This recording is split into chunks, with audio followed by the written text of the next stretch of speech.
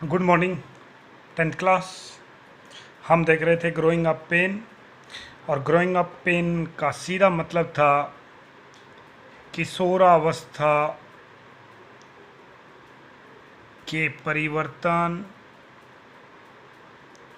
किशोरावस्था की पीड़ाएं और किशोरावस्था की सोच।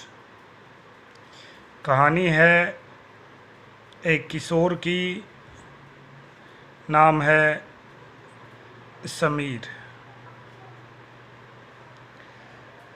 अब वो अपनी माँ से अनुमति ले रहा है कि मुझे पार्टी जाना है, और माँ उसको बोलती है कि पार्टी जाओ लेकिन 9 बजे से पहले बिफोर 9 आप आ जाना। वो कहता है कि क्या मैं सभी मित्र रुकें तब तक नहीं रुक सकता। समीर की माँ बोलती है कि आप अभी टीनेजर हो, किशोर हो, अभी परिपक्व नहीं हुए। और जैसी वो कहती है कि आप किशोर हो, तो वो क्या कहता है, डैट रेजीज माई हैकल्स। हैकल का अर्थ है नाराज़गी, रेज का अर्थ है बढ़ा देना। और उनकी यही बात मेरी नाराज़गी को बढ़ा देती है, वो नाराज़ हो जाता है। आई स्टाम्प, स्टाम्प का अर्थ है पटकना। माई फिट, मैं अपने पैर पटकता हूँ, छोटे बच्चे ऐसे ही करते हैं। साउट एट हर, और अपनी माँ पे चिल्लाता है। आई एम ओल्ड इनफ, मैं काफ़ी बड़ा हो गया हूँ।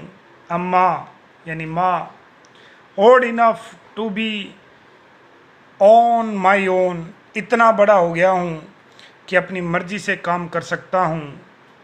I will not allow my self, और अब मैं अनुमति नहीं दूंगा किसी को भी टू ट्रीट, कि मेरे साथ व्यवहार किया जाए लाइक ए किड, एक बच्चे की तरह। क्या मेरे साथ कोई भी बच्चे की तरह व्यवहार नहीं करेगा।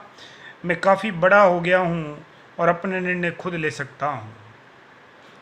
इस प्रकार जब वो चीख के कहता है तो उसकी माँ, सी गिव्स मी ए स्टर्न लुक, वो मेरी तरफ कठोर नज़रों से देखती है।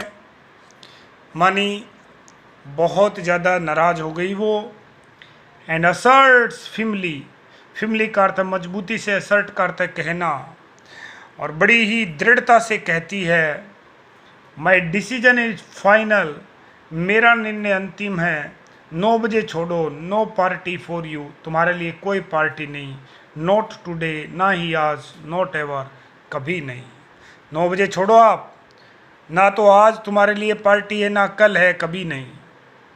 I don't want you to end up as a wild colt. ये देखिए वाइल्ड कोल्ट क्या होता है।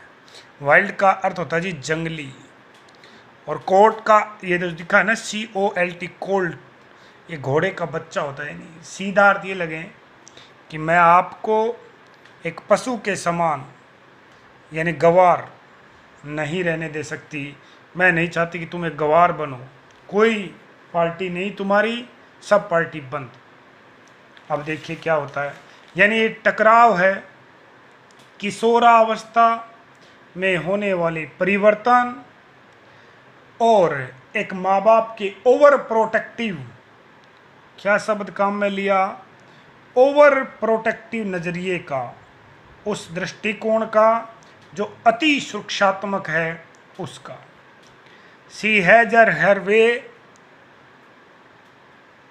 और इस प्रकार सी हैज हर वे का अर्थ होता है अपनी माँ की मर्जी चलना। इस प्रकार उनकी मर्जी चलती है। आई मिस द पार्टी, और मैं पार्टी में नहीं जा पाता हूँ। बट, लेकिन इट डजेंट एनडियर हर, लेकिन इससे वह मेरे लिए प्रिय नहीं होती है। एनडियर का अर्थ होता है खुश होना। इसका मतलब ये आपको मैंने एक दिन पहले ही सिखाया था कि जो भी वर्ड है यदि उसके आगे EN लग जाए तो सेम मीनिंग रहेगा, और UN लग जाए तो चेंज हो जाएगा मीनिंग। तो मैं पार्टी नहीं गया, फिर भी वो खुश नहीं हुई। आई सल्क, और इसके बाद मैं सल्क हो जाता हूँ। सल्क का अर्थ होता है जी रूठ जाना, मैं रूठ गया।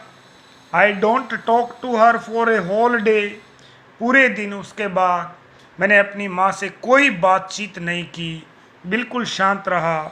सी कॉक्सिज मी, और उसके बाद कोक्स का अर्थ होता है जी लाड करना। क्या होता है जी? लाड लडाना।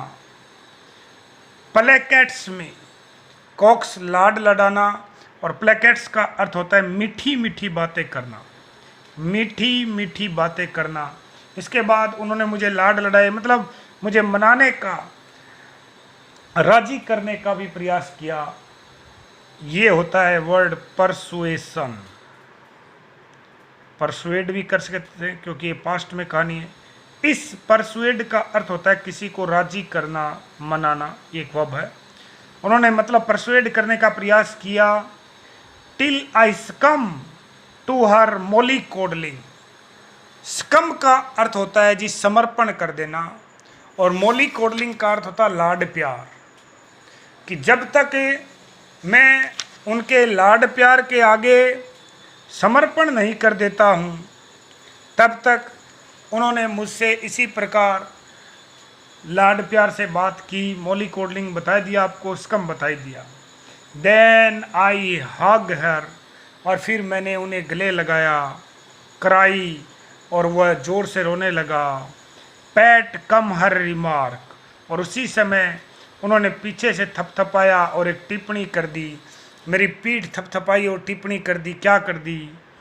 एट 14, 14 की आयु में, ए बॉय मस्ट नो, एक बालक को पता होना चाहिए, how to control his emotions, कि वो अपने भावनाओं को कैसे नियंत्रित करे।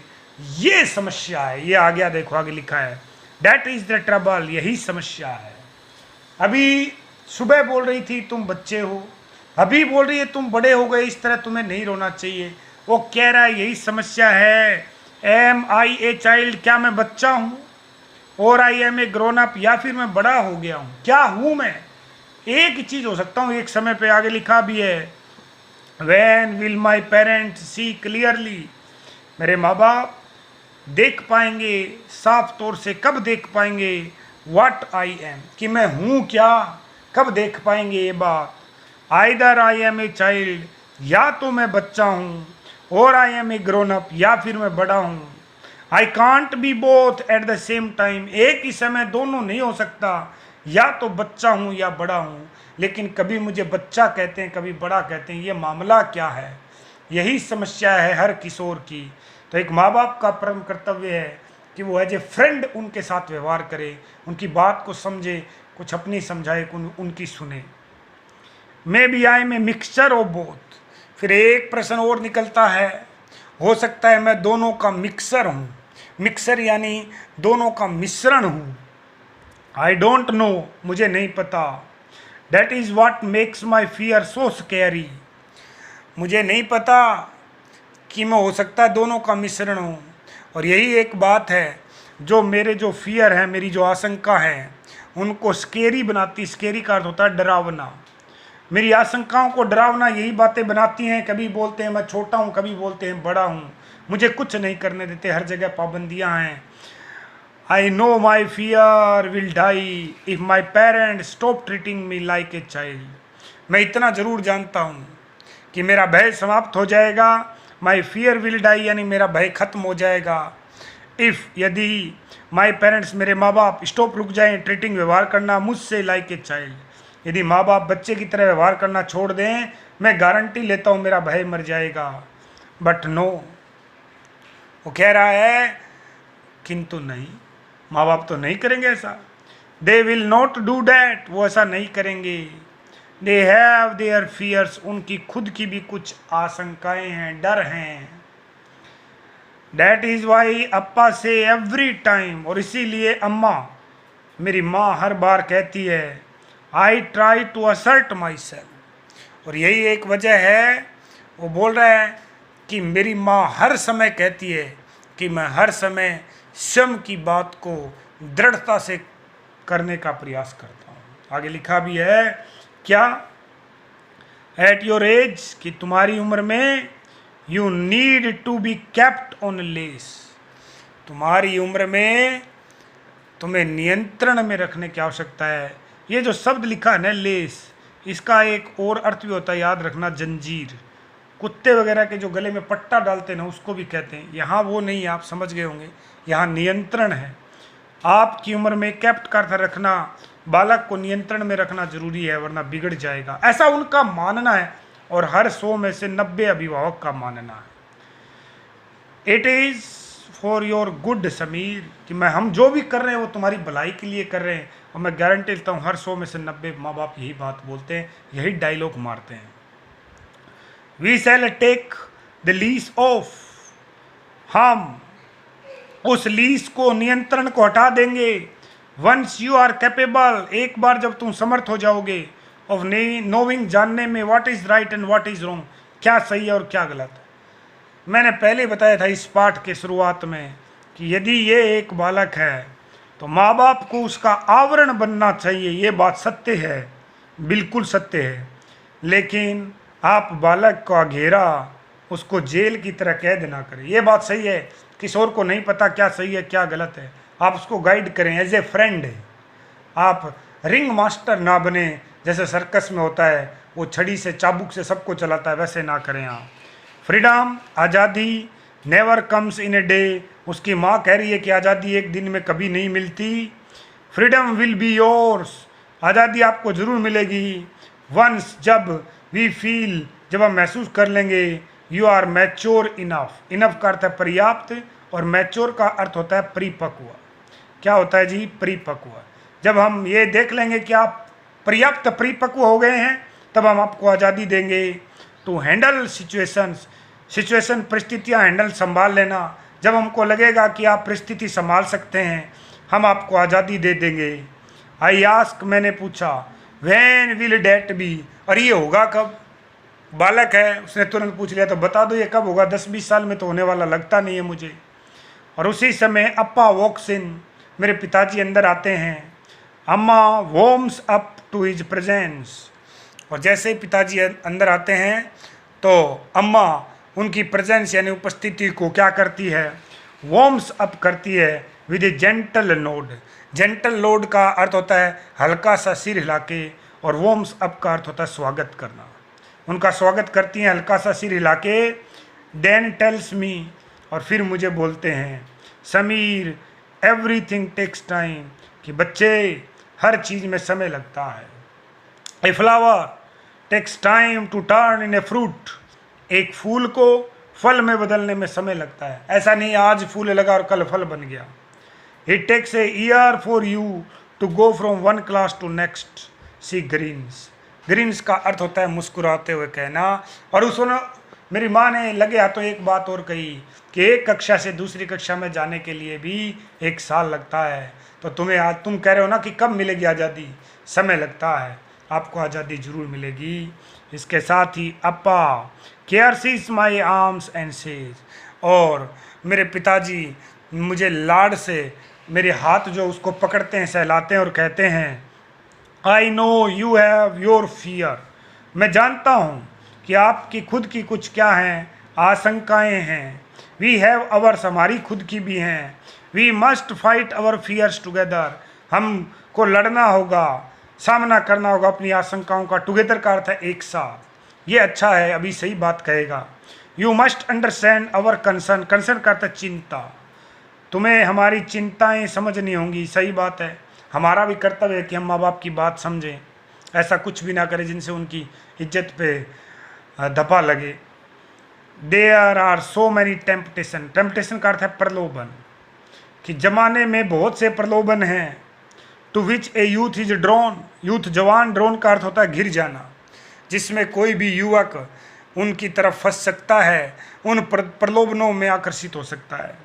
आई don't want to list them, मैं उनका नाम नहीं लेना चाहता, मैं गिनाना नहीं चाहता क्या प्रलोभन है। तुम जानते हो, नशा है, और भी बहुत सी प्रलोभन है, हम सब जानते हैं। You know them no now, तुम उन सबको जानते हो। कम टू अस, वो कह रहा है कि तुमको तो पता ही है, तुम सबको जानते हो, हमारे पास आओ। टॉक टू अस ओपनली, हमसे खुल के बात करो। Let us learn to be friend, कह रहा है कि आप हमसे खुल के बात करो, हम मित्र होना सीखें, मतलब मित्र बनते हैं। Take every advice we offer, हम जो भी सलाह देते हैं उसको लो, as coming from true friends, जैसे सच्चे मित्र देते हैं। हमें अपना मित्र मान लो और सच्चे मित्र की तरह हमारी सलाह पे काम करो। वी और हम इन टर्न इस बदले में प्रोमिस आपसे वादा करते हैं, टू डू हम करेंगे, all that we can to appreciate your view point. View point का अर्थ है नज़रिया, एप्रिशिएट का अर्थ होता है समझना, कि मैं वादा करता हूँ इसके बदले में हम भी तुम्हारे दृष्टिकोण को क्या करेंगे, एप्रिशिएट करेंगे, यानी आपकी प्रशंसा करेंगे उसको समझ कर। प्रशंसा हम किसी को समझ के ही कर सकते हैं, अप्रिशिएट प्रशंसा करना। Will you let me be your true friend, क्या तुम मुझे अपना सच्चा मित्र बनने देंगे। मतलब समीर से उसके पिताजी फ्रेंड बनना चाहते हैं। बहुत अच्छा सुझाव। एक माँ बाप और एक किशोर के बीच में दोस्त जैसा बॉन्ड होना चाहिए, जिसको आप कुछ भी बता सकें, खुलकर अपनी हर समस्या बता सकें, कुछ भी छिपाने की आवश्यकता आपको ना पड़े। मी टू, और साथ में बोलती हैं मुझे भी। अम्मा लिफ्ट्स माई चेन, इसके साथ माँ मेरी चिन यानी ठोडी को उठाती है। स्माइल्स इनटू माई आईज, और मेरी आंखों में मुस्कुराहट आ जाती है, यानी वो खुश है। आई press her palm and green happily, और मैं अपनी माँ की हथेली को दबाता हूँ, मैं अपनी माँ की हथेली को दबाता हूँ, मुस्कुराता हूँ खुशी के साथ। वी आर थ्री फ्रेंड्स, हम तीन मित्र हैं, बाउंड जो बंधे हुए हैं बाई लव प्रेम से। We will never do anything that hurts the other, hurts का अर्थ होता है दुख पहुँचना। हम ऐसा कुछ नहीं करेंगे जो दूसरे को तकलीफ दे। डैट इज इट, ये तय रहा, ये हुई ना बात। वी आर हैप्पी नाउ, अब हम खुश हैं। We have been set free from fear, अब हम सभी अपनी अपनी आशंकाओं से क्या हो गए, मुक्त हो गए। अप्पा और मेरे पिताजी जेंटली रफल्स माई करली हेयर, और बड़े ही प्यार से मेरे जो घुंघराले बाल हैं उनमें रफल्स करते हैं। रफल का अर्थ होता है उंगलियां फेरना या हाथ फेरना, आप कह सकते हैं कि मेरे पिताजी जो हैं मेरे जो घुंघराले बाल हैं उनमें हाथ घुमाते हैं। इस प्रकार आर के मूर्ति ने इस पाठ से हमें एक शिक्षा दी है कि एक टीनेजर यानी एक किशोर को अपने पेरेंट्स से कैसा व्यवहार करना चाहिए एज ए फ्रेंड, और उनकी एडवाइज, माँ बाप की सलाह को क्या करना चाहिए, बिल्कुल मानना चाहिए, एक्सेप्ट करना चाहिए। क्योंकि टीनेजर जो है काफ़ी परिपक्व नहीं होता, उसको पता नहीं रहता राइट क्या है रोंग क्या है, यानी वो मैच्योर नहीं होता। तो उसका कर्म है, उसका कर्तव्य है कि माँ बाप की बात माने। दूसरी तरफ माँ बाप भी बच्चे को समझें, हर बात पे रोका टोकी ना करें। आई होप पाठ आपको आराम से समझ आ गया होगा, कोई मुश्किल कार्य नहीं, छोटा पाठ था, आप समझ गए होंगे। कोई दिक्कत यदि हो आपको पाठ में, प्रश्न उत्तर में कुछ दिख नहीं रहा, कोई समझ नहीं आ रहा, तो आप मुझे मैसेज करके बताएं, मैं उसको सोल्व कर दूंगा। मैं फिर कह रहा हूँ 10th A या B के विद्यार्थी असाधारण थे, हैं और रहेंगे। 2-4 विद्यार्थी पिछड़ेंगे, मैं ये भी जानता हूँ। वो होशियार भी पिछड़ेंगे, कमज़ोर तो पिछड़ने ही हैं। उनकी वजह, उनका कारण वो स्वयं रहेंगे, क्योंकि अभी वो लापरवाही से ले रहे हैं। मैं अभी देख रहा हूँ कि 10वीं A से 10 विद्यार्थी वीडियो नहीं देख रहे नियमित रूप से, और 10वीं B से लगभग 15 विद्यार्थी हैं जो नियमित रूप से वीडियो नहीं देख रहे। वो बाद में पछताएंगे, मैं आपको बता रहा हूँ। तो जो भी आपका जानकार है, आपका दोस्त है, उसको समझाओ, और आप सही मायने में उसके दोस्त हो तो उसकी हेल्प करो। उसको बोलो कि आपको नियमित रूप से वीडियो देखने हैं और उसका लाभ बाद में आपको मिलेगा जब स्कूल खुलेंगे। मुझे उम्मीद है आज जो 10 बच्चे बचे हैं वो भी वीडियो देखेंगे, और जिन्होंने देखा वो अपने दोस्त को भी फ़ोन करके या मैसेज करके ज़रूर कहेगा कि भाई वीडियो देखो और उसका लाभ हमको मिलेगा।